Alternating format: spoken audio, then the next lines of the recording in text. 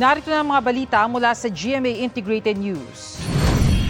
Nasa 500 na ang nasawi sa Israel at Gaza sa gitna ng giyera sa pagitan ng grupong Hamas at Israel.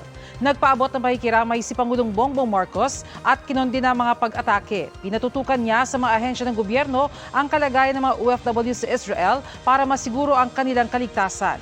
Ayon sa DFA, sa ngayon walang ulat na may nasawi o nakidnap na Pinoy roon. Handa rin daw silang mag-repatriate kung kinakailangan. Patuloy ang kanilang monitoring. Narito naman ang iba pang balitang binabantayan ng GMA Integrated News. Mahigit 2,000 sa Afghanistan patay kasunod ng pagyanig ng malalakas na lindol.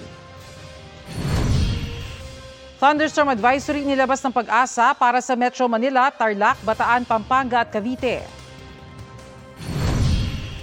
At mamaya sa 24 oras weekend night market sa Davao City, binayo ng malakas na hangin at ulan. Para sa mas malaking misyon at mas malawak na paglilingkod sa bayan, ako po si Bernadette Reyes ng GMA Integrated News, ang News Authority ng Pilipino.